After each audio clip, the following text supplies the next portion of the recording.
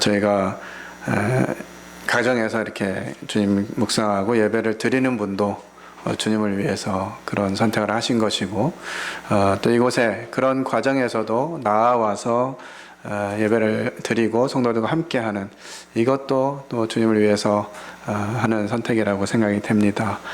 이와 같은 부분에 누가 잘하고 누가 잘못했다 이런 관점이 아니라 저희들이 피차 교회를 세우고 성도를 세우는 일을 위해서 그렇게 결정했다 생각하면 좋을 것 같습니다.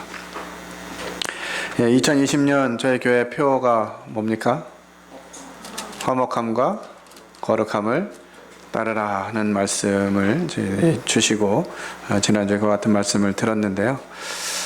이 화목함과 거룩함, 하나님께서 우리에게 주신 그와 같은 부분들인데, 이것을 이제 어떻게 저희들이 삶 가운데 배우고 적용해 갈 것인가 하는 부분들을 생각해 보게 됩니다.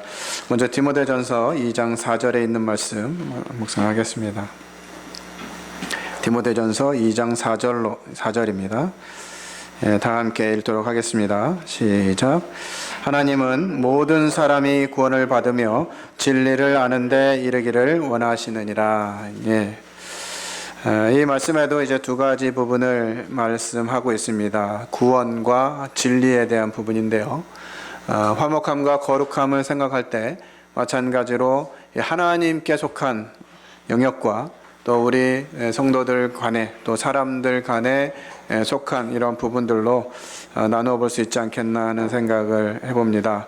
이 구원은 하나님께서 일방적으로 우리에게 주시는 것이지요. 그러나 진리를 아는 것은 하나님이 물론 계시해 주셔야 되지만 저희들의 삶 가운데서 살아가면서 하나님 말씀하신 것이 그러한가 살피고 또 그 말씀을 우리 삶에 적용시켜 가면서 이것이 진리구나 하는 것들을 알아가게 되는 것 같습니다. 물론 성경이 가르치는 진리들 중에서 절대적인 진리, 정말 바꾸면 안 되고 다르게 표현해도 안 되는 이와 같은 진리들이 있는가 하면 저희들이 실행하면서 하나님의 교회에서는 이렇게 해야 되는 거구나 하는 진리들도 발견할 수가 있습니다. 그런데 우리가 이와 같은 진리들을 알아가고 경험하기 위해서는 성경이 무엇을 말하는지, 특별히 예수 그리스도 그분이 이 땅에 오셔서 어떤 일을 행하셨고 왜 그렇게 하셨는지들을 살펴봄으로 인해서 우리가 그와 같은 부분들을 배울 수 있다라고 생각이 되어집니다. 우리 마태복음 9장에 있는 말씀 찾아보겠습니다.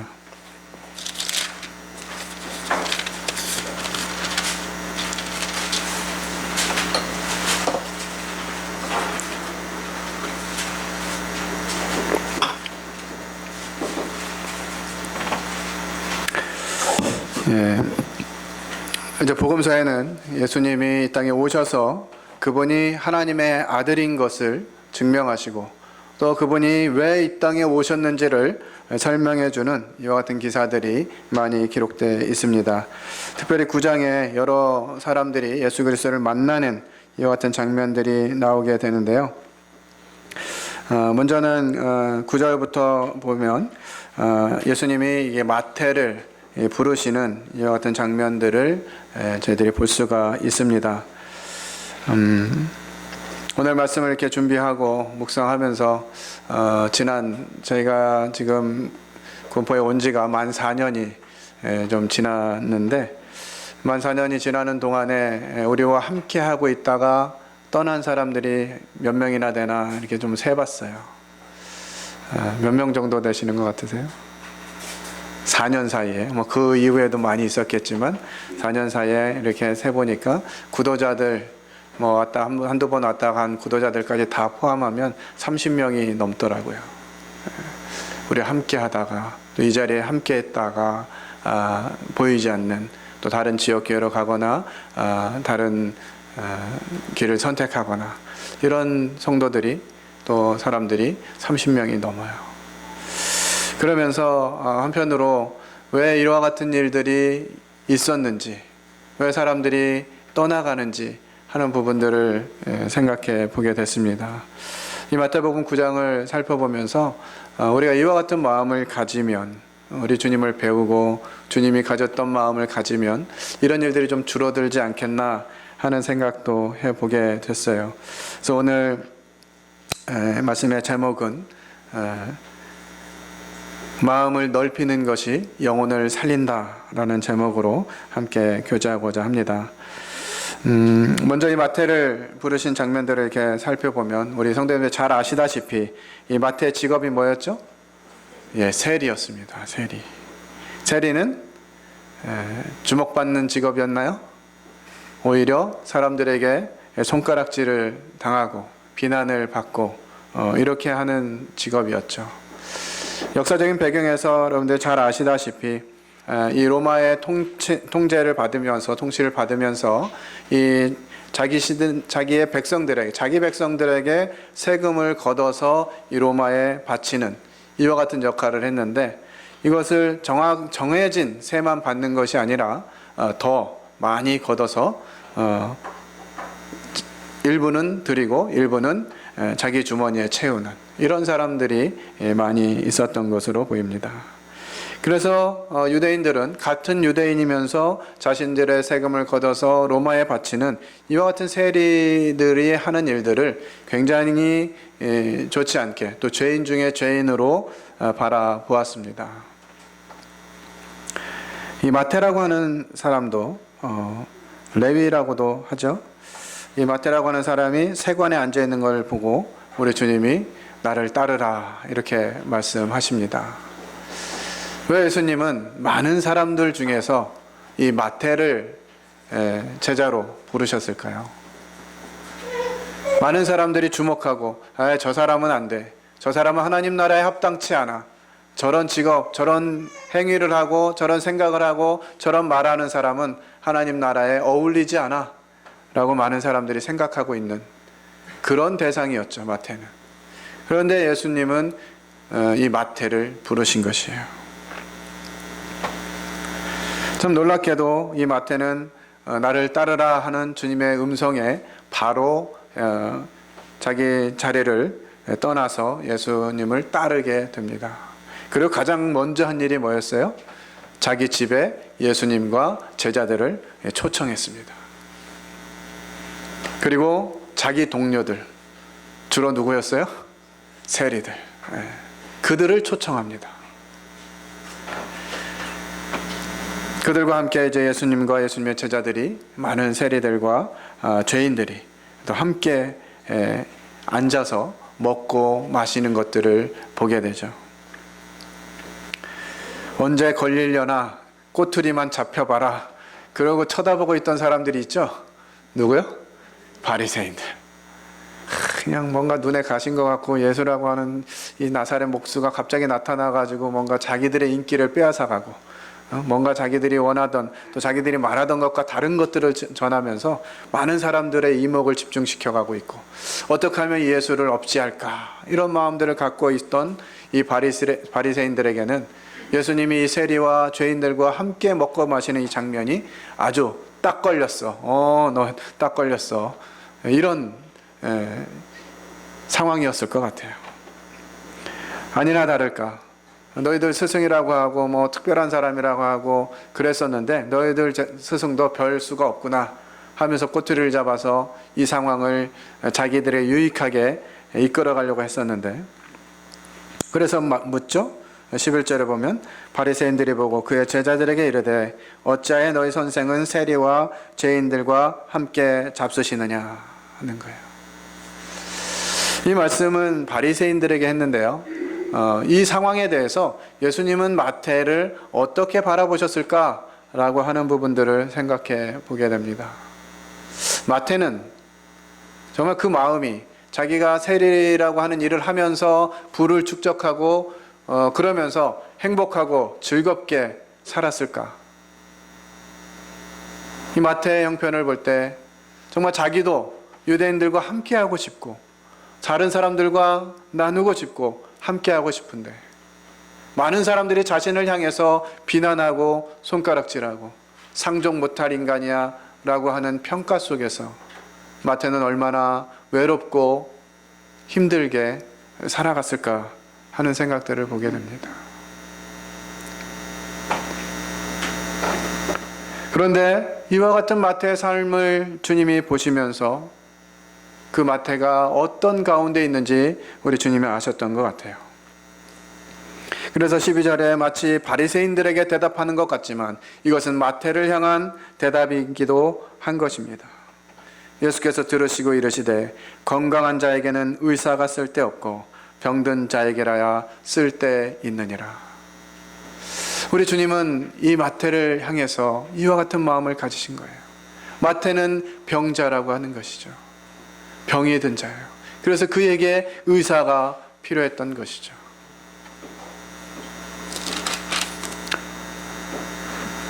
그러면서 주님이 말씀하십니다. 너희는 가서 내가 긍휼을 원하고 제사를 원하지 아니하노라 하신 뜻이 무엇인지 배우라. 나는 의인을 부르러 온 것이 아니요 죄인을 부르러 왔노라 하시니라. 우리 주님은 이 상처 가운데 있는, 아픔 가운데 있고 많은 사람들로부터 소외당하고 버림받은 이 마태의 마음을 아셨던 거예요. 내가 의인을 부르러 온 것이 아니라 죄인을 부르러 왔노라 라고 말하는 것이죠. 아무도 자기에게 가까이 하지 않고 자기의 긍휼을 베푸지 않고 먼저 손을 내밀지 않았는데 우리 주님이 마태에게 오셔서 그와 같이 하신 것이에요. 마태는 그분이 어떤 분이셨는지 그 말씀으로 인해서 또 소문과 그분이 행하신 모든 과정들을 통해서 익히 알고 기대하고 있었던 것 같아요. 한편으로는 이 예수님이 나에게도 찾아오실 것인가 고민하면서 그 자리에 앉아 있었던 것이 아닌가 생각이 듭니다. 그랬기에 예수님이 나를 따르라 이렇게 말씀하셨을 때 마태는 주저하지 않고 그 세관을 버려두고 주님을 쫓았어요. 그리고 그 주님을 나만이 아니라 나와 같은 처지에 있는 친구들에게도 예수님을 만나게 해줬으면 좋겠다 하는 마음 때문에 예수님과 그의 제자를 자기 집에 초대하고 많은 친구들, 이 세리 친구들을 초대한 것이에요. 마태는 주님이 자기를 어떻게 보시는지를 이해했던 것 같습니다. 그리고 그분을 위해서 이제 내가 나만이 아니라 그분을 많은 사람들이 만나게 해야 되지 않겠는가 하는 마음을 가졌던 것 같아요. 우리는 주변에서 이와 같은 상황들을 많이 보게 됩니다. 지금 이 코로나라고 하는 사태를 가지고도 왈가왈부 말이 많아요. 누가 잘못해서 그렇다. 누가 잘못해서 그렇다. 또 어떤 분은 이런 상황에 모이지 않는 것이 유익하다. 또 어떤 분은 이런 상황이지만 더 모이는 것이 유익하다.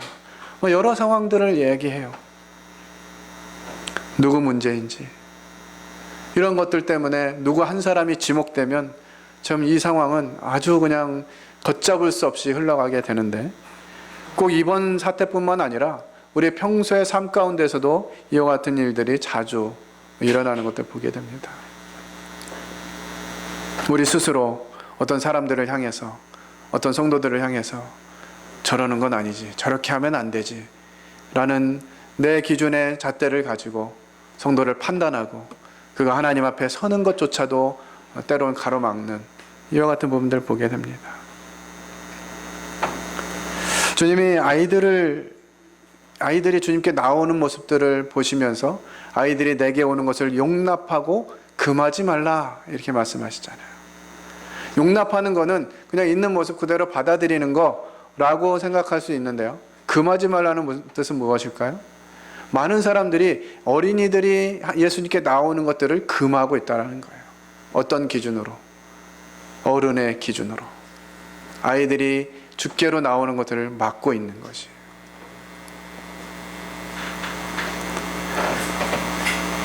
주님을 만나야 될 사람들이 많이 있습니다. 우리가 전도해야 된다. 영혼들을 위해서 기도하고 있고 우리 모임에도 지금 구도자들이 출입하고 있는데 구원받기 위해서 영혼들을 전도하고 그렇게 해야 된다라고 하는데 때로는 우리가 그들이 주님께 나오지 못하도록 하는 그런 기준이 있는 것은 아닌지 이런 분들 살펴보게 됩니다.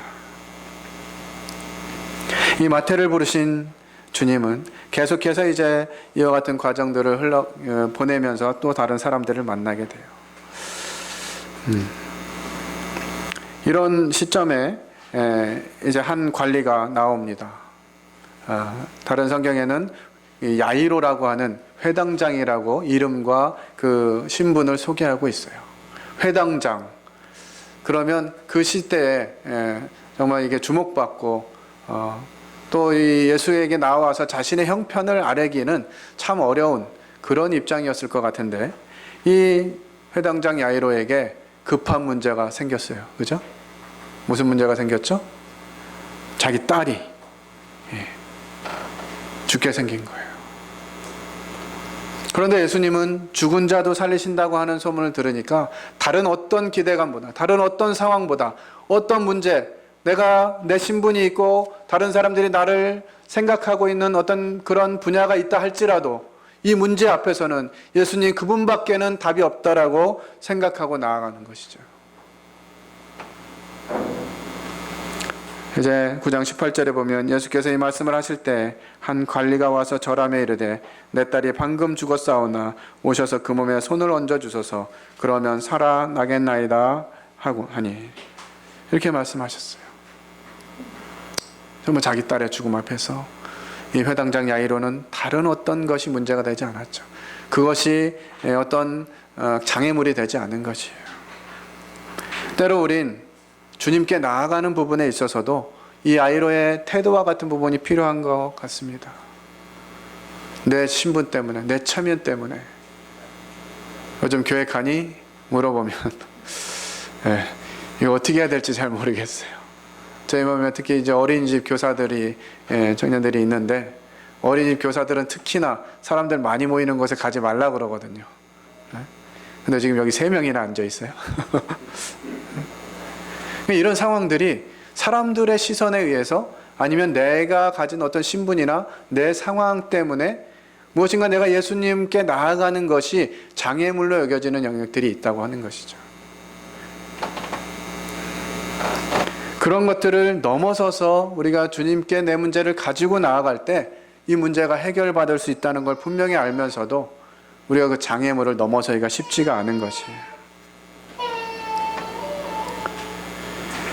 이 야이로는 정말 간절함 때문에 자기의 형편과 자기의 상황을 넘어서서 예수님께 나아왔습니다. 그리고 말씀드렸어요. 자기 필요를. 19절에 보니까 예수께서 일어나 따라가시며 제자들도 가더니, 이렇게 또 부탁을 하니까 우리 주님은 이 야이로의 마음도 아시고 그를 위해서 일어나서 가고 있습니다.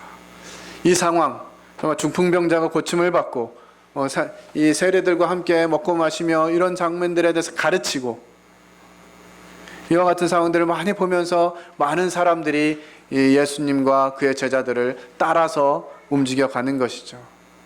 또 딸이 죽었으니까 예수님이 오셔서 손 얹어주시면 살겠나이다, 이런 고백과 함께 가자고 하니까 예수님이 일어서니까 많은 사람들이 얼마나 이 사건이 어떻게 진행될지 궁금하지 않았겠어요?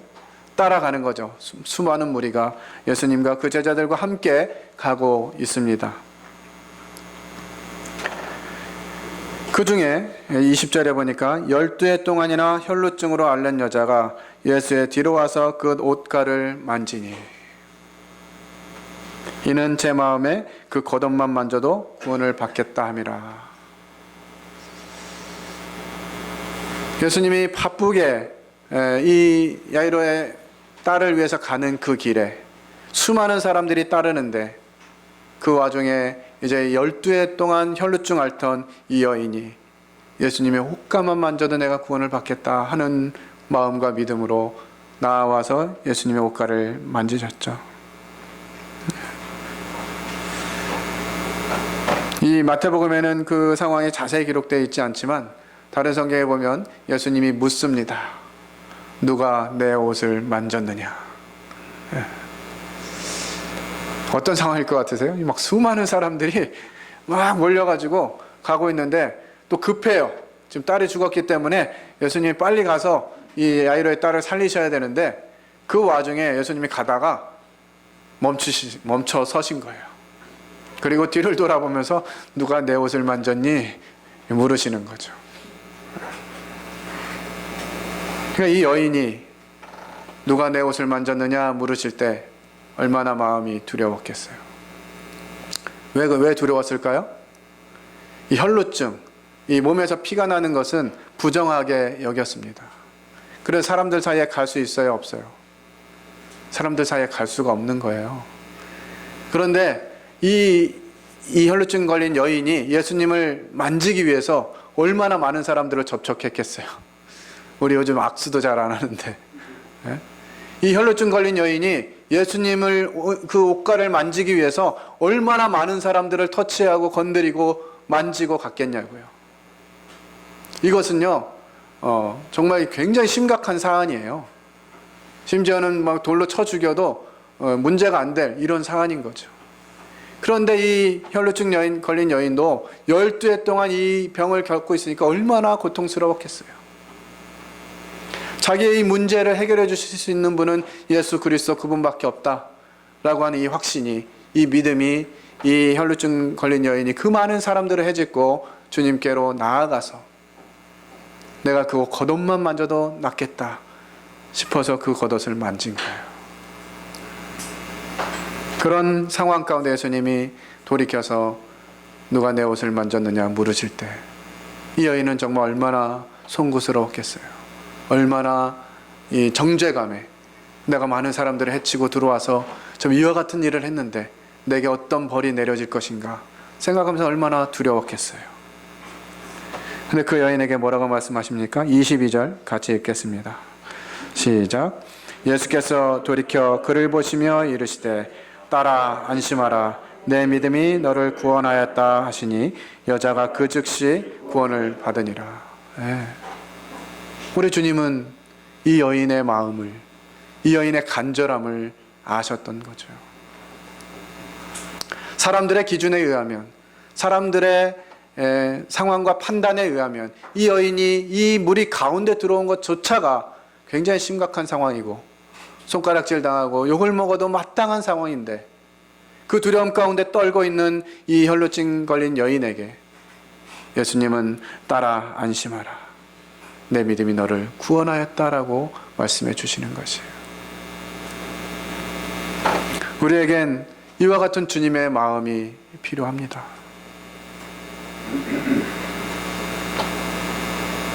이 안타까움 가운데 빠져있는 이 한 사람, 이 한 사람이 예수 그리스도께 나아오기 위해서 얼마나 많은 장애물들이 있는지 우리는 더 깊이 생각해 줘야 돼요.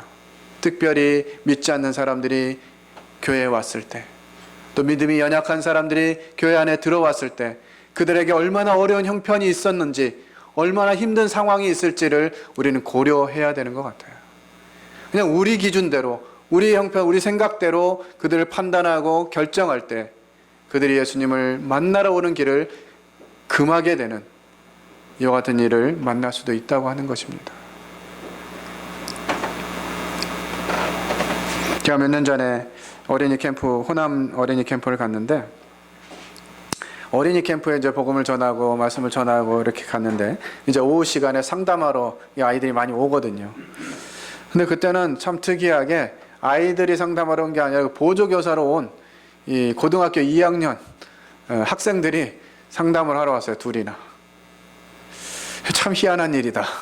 어린이 캠프에 이런 일이 잘 없는데 아이들이 상담하러 오는 게 아니라 보조교사로 돕겠다고 온 아이들이 상담하러 온 거예요. 우리들이 잘 알다시피 고등학교 2학년 정도 되면 복음을 모르는 아이가 있을까요? 없을까요? 다 복음을 그냥 숱하게 들었고 한두 번은 저도 구원 받았어요 라고 이야기도 했었던 그런 아이들일 텐데 이 아이들은 어떤 고민 때문에 상담을 하러 오나 싶어가지고 그 아이들을 마주하고 교제하면서 어쩐 일이니 하면서 물었습니다. 그 중에 한 학생이 첫 마디가 누군가 대화할 사람이 필요했어요. 무슨 얘기인데? 자기 교회는 대화할 사람이 없다는 거예요. 성도들 숫자도 훨씬 많거든요. 200명 이상 모이는 그런 교회였는데 자기 교회는 대화할 사람이 없대요. 그러면서 자기가 왜 그런 마음을 가지고 있었는지 이런 얘기들을 계속 쏟아놓는데 거의 뭐 1시간이 넘어가도록 계속 자기 상황을 쏟아놓는 거예요. 제가 한 얘기는 그랬구나. 많이 힘들었겠다. 그랬구나. 하면서 그냥 1시간을 넘게 들어준 거죠. 그리고 그 아이가 이제 다 쏟아놓고 돌아가는 길에 그래도 주님이 그와 같은 부분들에 너에게 뭔가 말씀하시고 싶은 게 있을 거야. 좀 생각하면 좋겠다 하고 잠깐 이야기하고 그 아이를 보냈습니다. 뭔가 마음 가운데 걸림돌이 있어서 주님께 나아가는 것조차도 장애물이 돼 있는 거죠. 누구에게 말하면 마치 그것이 문제가 있는 것처럼 자꾸 반응하고 네가 잘못한 거야 나무라니까 어느 순간부터 입을 닫고 살기 시작한 거예요. 그럼 그 아이의 마음 가운데는 누군가 내 마음을 들어줄 사람이 없구나 하면서 절망 가운데 있었던 거죠. 그 아이가 와서 1시간 넘게 자기 이야기를 하면서 자기 속을 털어놓고 그리고 기도하고 돌아가는 길에 가졌던 그런 마음. 그 문제가 해결되었는지 이 아이와 또 다른 한 남학생, 그 친구도 고등학교 2학년이었는데 비슷한 고민을 이야기했어요. 그날 이렇게 교제하고 돌아갔는데 마지막 날 이 경배와 찬양 시간에 찬양을 쭉 스토리를 가지고 복음 있는 내용으로 쭉 스토리를 가지고 복음을 전했거든요. 그 찬양으로. 그때 이 아이들이 둘 다 구원을 받았어요. 그 복음을 모르는 것이 아니고 예수님이 자기를 위해서 무엇을 해주셨는지 그거 몰랐던 것이 아닌데 자기 마음에 이 장애물로 얽혀있던 그 답답함 그것이 풀어지니까 예수님 그분이 보이기 시작한 것이죠.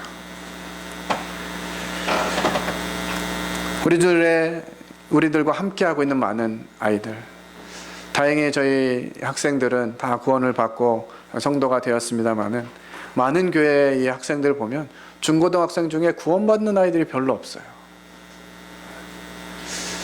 왜 이렇게 구원을 못 받을까? 어릴 때부터 말씀을 듣고 성도 자녀들로 자라나는데 구원받기가 참 쉽지가 않아요. 왜 그럴까라고 생각하면서 아이들 많이 만나보면 그냥 어른들의 말 때문에 이게 좀 헷갈려 있는 친구들이 많아요.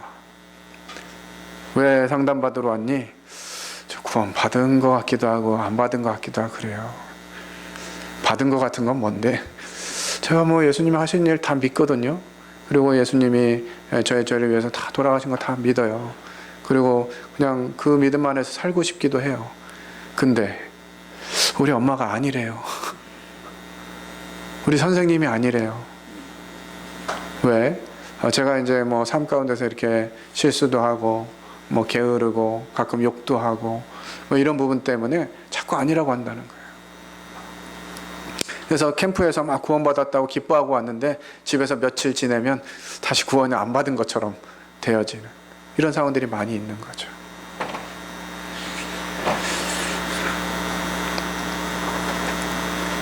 많은 아이들이 어른들에게 이야기하는 것을 멈췄습니다. 그죠? 우리 자녀들이 부모에게 자기의 문제를 가지고 나오는 경우들이 자주 있습니까? 잘 얘기를 안 해요. 부모에게도. 또 학생들이 교사에게 자기 문제를 가지고 나옵니까? 잘 안 해요. 이유가 뭘까요? 왜 내 아이들이, 우리 자녀들이 부모에게 자신의 문제를 들고 나오지 않느냐는 거죠. 왜 그럴까요? 뭔가 자기 이야기를 하면 혼내거든요. 너 그럴 줄 알았어. 너 하고 다니는 거 보니까 꼭 그런 사고 칠 것 같더라. 이렇게 하면서 그 행동 결과에 대해서만 지적을 하고 나무라고 뭔가 이야기할 게 있어서 이야기하는데 야 네가 지금 한가하게 그런 거 생각할 나이야? 공부나 열심히 해. 뭐 이런 식으로 반응하고 이렇게 하니까 아이들이 점점 입을 닫기 시작하는 거죠. 설문조사를 통해서 드러난 결과도 그걸 말해주고 있습니다. 청소년들이 자기 고민 문제를 제일 많이 가져가서 상담하는 대상이 누굴까요? 네? 친구예요, 친구. 친구에게 가서 자기 문제를 고민하면, 상담하면 문제가 해결됩니까? 해결도 안 되잖아요. 지들끼리 무슨 해결이 되겠어요. 그런데도 왜 아이들은 자기 문제를 친구들에게 이렇게 상담하려고 할까요? 친구들은 받아주거든요. 이해해주고 공감해주거든요. 너도 그러냐? 나도 그래. 이러면서. 이런 것들이 자꾸 무엇인가 이 관계를 회복하는데 이 장애물이 되고 있다는 것이죠. 내가 가지고 있는 기준이, 내가 가지고 있는 시선이. 그래서 이와 같은 부분들을 우리 삶 가운데서 하나씩 걷어낼 때 이 관계가 회복되어지고 영혼들을 담을 수 있는 상황이 되는 것이죠. 이 12해 동안 혈루증을 앓았던 여인이 이와 같이 회복될 때 다들 기뻐서 박수 쳐야 되죠. 그러지 않습니까? 그냥 12년 동안 축살나게 고생하던 이 사람이 예수님의 은혜로 인해서 병도 고침받고 회복되었는데 다 박수치면서 기뻐해야 되지 않아요? 그런데 이 무리에는 어떤 사람이 있을까요? 짜증나는 사람이 있어요. 누가 제일 짜증날까요? 이 상황에 누가 제일 짜증나겠어요? 야이로 제일 짜증나는 거예요. 지금 빨리 가야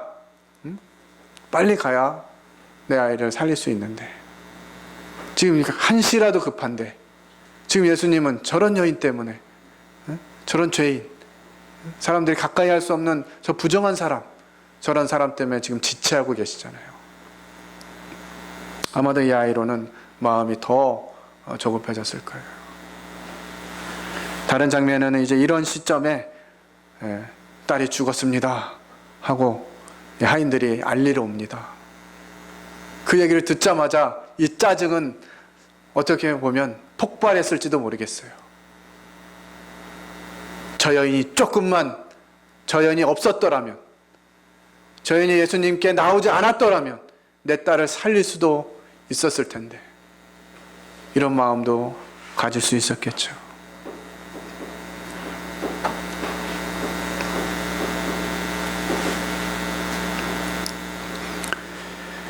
그런 마음도 주님은 아셨을 거예요. 그래서 이 딸아이가 죽었다라고 하는 소식을 들었지만 예수님은 그 걸음을 멈추지 않으시고 그 야이로의 집으로 갑니다. 23절에 보면 예수께서 그 관리의 집에 가사 피리 부는 자들과 떠드는 무리를 보시고, 이 사람들은 어떤 판단을 했을까요? 이제 예수님이 오셔도 방법이 없어. 이미 죽은 이 아이를 어떻게 할 거야 하면서 이제 장례 절차를 의논하고 어떻게 이 상황을 수습할 것인지에 대해서 막 서로 의논하면서 시끄럽게 된 것이죠. 피리를 불고 이제 장례식을 위한 또 음악도 나오고 이런 상황이 된 것이죠. 많은 사람들이 포기한 그때, 많은 사람이 상황이 끝났어, 더 이상은 희망이 없어 라고 이야기할 때 우리 주님은 이렇게 이야기하십니다. 물러가라, 이 소녀가 죽은 것이 아니라 잔다 하시니. 주님께 방법이 있는 거죠. 주님께. 우리가 화목함과 거룩함을 따르려고 할 때 주님이 어떤 분이신가, 주님은 어떻게 생각하셨고 어떻게 말씀하셨고 어떻게 행동하셨는가 라고 하는 부분들을 주목해 볼 필요가 있는 것 같아요. 그래서 우리가 주님이 어떠하심을 알게 될 때 우리는 그 주님을 따라갈 수 있는 본이 되는 것이죠. 그리고 주님은 무리를 내보신 후에 예수께서 들어가사 소녀의 손을 잡으심에 일어나는지라. 정말 얼마나 놀라운 능력입니까? 우리 주님께는 답이 있어요. 그것도, 그 답도 우리가 생각하고 있는 우리의 기준과 우리의 상황과 우리의 판단대로가 아니라 하나님의 방법대로 하나님의 때에 이루시는 것이죠. 그래서 우리가 주님을 더 주목하고 주님께 어떤 대안이 있는지를 구할 필요가 있는 것 같아요.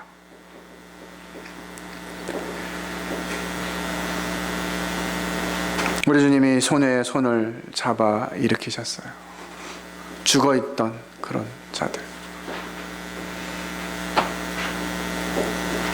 나사로도 그랬고요. 주님은 많은 더 이상 희망이 없는 자들을 부르시고 그 은혜 가운데로 인도하셨습니다. 성경에 있는 인물들만 그런가요? 우리들은 어떻습니까? 하나님이 나를 부르시면 어떤가요? 하나님 나를 불러서 구원하신 것은 내가 어느 정도 자격이 있고 내가 어느 정도 주님 기준에 그래도 조금 못 미치고 그나마 좀 착하게 사는 것 같고 그나마 나를 구원하시면 써먹을 때가 좀 있는 것 같고 그러니까 주님 우리를 부르셨나요? 그래서 우리를 선택하셨습니까?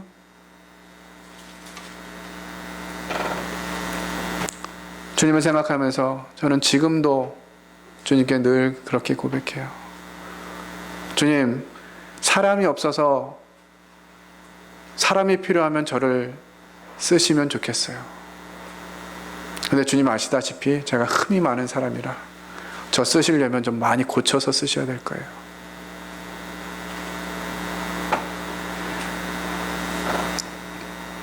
주님은 왜 나 같은 자를 부르셔서 나에게 관심을 가져주시고 나를 긍휼히 여기시고 나를 그 은혜 가운데 불러주셨나? 나 같은 자도 구원하셨다면 저런 사람도 하나님이 구하려고 하시지 않겠는가 하는 생각을 해볼 수 있는 거죠. 주님이 우리를 기억하시고 주님이 우리를 가까이 하시고 우리를 먼저 찾아오신 이유는 우리 힘으로는 안 되니까, 우리로는 방법이 없으니까 주님 오신 거 아닙니까? 근데 우리는 영혼들을 생각하고 교회 성도들을 생각하면서 왜 저 형제는, 왜 저 자매는, 왜 저 사람은 라고 하면서 우리들의 이 시선과 우리들의 기준으로 많은 사람들이 주님을 만나지 못하도록 하는 이런 부분들이 일어날 수 있다고 하는 것입니다. 예전이나 지금이나 주님을 만나러 오는 사람들은요, 부유하고 안정된 사람들이 별로 없습니다. 그죠? 특히나 여기 올라오다 보면 1층에 걸리잖아요. 일단 교회를 가고 싶은데 라는 마음으로 오더라도 1층에 걸리잖아요. 4층까지 올라와 가지고 저희들이 있는 공간에 영혼들이 들어올 때는 그들이 정말 그런 뭔가 보살핌이 필요하고 돌봄이 필요한 사람들이 들어오는 게 맞는 것 같아요. 여기 오려 그러면 저 맞은편에 아주 큰 교회도 있잖아요. 사람들이 어떤 외모나 환경만 가지고 교회를 선택한다 그러면 여기까지 올라올 이유가 없잖아요. 근데 갈급한 사람들이 정말 자신들의 필요가 있어서 정말 예수님 그분이 아니면 방법이 없는 사람들이 이 공간에 들어오는 건데 우리가 그들을 맞이할 때 이와 같은 마음으로 준비해야 된다고 하는 거죠. 이스라엘 목자들이 양을 케어할 때 양이 30마리 키우는 사람도 있고 100마리 키우는 사람들도 있는데 놀랍게도 이 목자들은 양의 이름을 안다 그래요. 그래서 이 양의 이름을 부르면 그 양이 목자에게 나온다는 겁니다. 신기하지 않습니까? 검둥아 그러면 껌껌한 양이 나오는 거예요. 점순아 그러면 하얀 양인데 그 중에 점 있는 양이 나오는 거예요. 신기하죠? 그래서 이제 어떤 기자가 정말 어떻게 이런 리더십이 있나 싶어가지고 이제 취재하러 갔다가 그 목자의 옷과 모자와 이런 거 다 쓰고 목소리도 흉내내면서 검둥아 안 오는 거예요. 그러니까 양이 목자의 음성을 안다라고 하는 그 말씀을 경험하게 되는 거죠. 그래서 이 기자가 목자에게 물었답니다. 아니 도대체 어떻게 양들, 내가 볼 때는 그 양이 다 그 양 같고 다 시커멓고 그냥 그런데 어떻게 저 양들을 다 압니까? 물으니까 이 목자 하는 말이 각 양마다 흠들이 하나씩 다 있어요. 저는 그 흠을 보면서 그 양이 어떤 양인지 압니다. 이렇게 대답했다고 해요. 그러니까 주님이 우리를 관심 가지시는 거는요, 우리가 흠이 많은 사람들이니까. 그 흠 때문에 우리를 불쌍히 여기시고 긍휼히 여기시는 거거든요. 우리가 용서받은, 우리가 주님께 용납받은 이 흠이 얼마나 큰 건지 한번 생각해 보세요. 그럼 다른 성도들이 가지고 있는 것, 믿지 않았지만 이 영혼들이 가지고 있는 거, 그리 우리가 뭐 비난하고 판단하고 그럴 만한 거 별로 없거든요.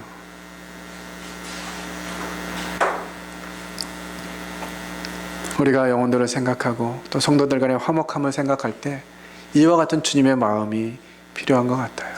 긍휼히 여기고 불쌍히 여기고 그 약한 점을 안타깝게 여기고, 그래서 가진 마음, 이 혈루증 가진 여인이 그렇게까지 한 것, 또 이 야이로가 자기의 그렇게 나아온 것, 마태가 세리들을 불러 모아서 주님의 말씀을 들으려고 한 것, 이런 것이 우리가 볼 때는 그냥 뭐 어떻게 저렇게까지 하나 할 수 있는 사안들이지만 주님은 그러지 않으셨다는 거죠.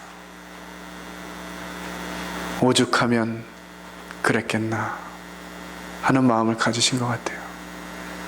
야이로가 오죽 급했으면 자기의 신분과 상황을 무시하고 나에게 나왔을까.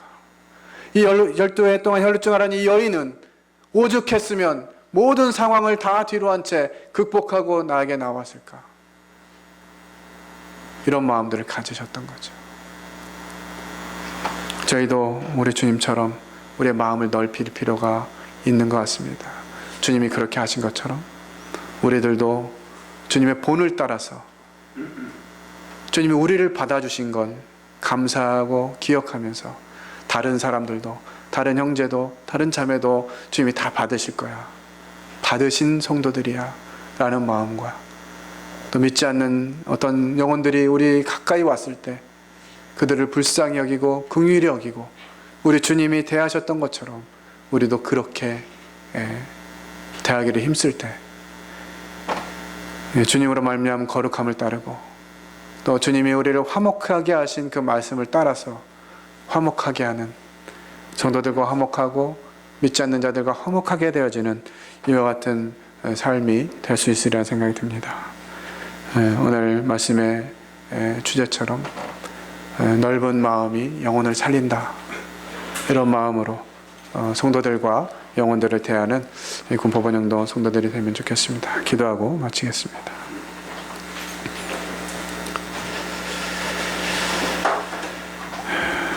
은혜와 자비와 긍휼을 베푸시는 주님,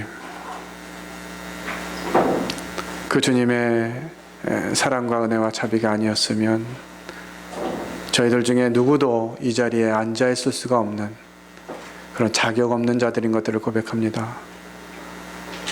주님이 만나주신 사람들은 다 한결같이 어려움이 있고 아픔이 있고 상처가 있고 힘든 환경이 있고 상황이 있는 그와 같은 자들이었음을 보게 됩니다. 우리도 그래서 주님이 먼저 다가와서 저희를 만나주셨고 저에게 은혜를 베풀어 주셨음을 기억합니다. 주님이 저에게 본을 보이신 것처럼 저도 주님의 마음을 본받게 하시고 주님처럼 마음을 넓혀서 많은 사람들을, 또 성도들을 받고 영혼들을 살리는 이와 같은 삶으로 저희들이 드려질 수 있도록 은혜를 베풀어 주시기 원합니다. 다시 한번 저희에게 긍휼을 베푸시고 늘 자비와 참 은혜로 저희를 바라보시는 주님 기억하며 감사를 드릴 때 하나님 아들 예수 그리스도의 이름으로 기도를 드렸습니다. 아멘. 감사합니다.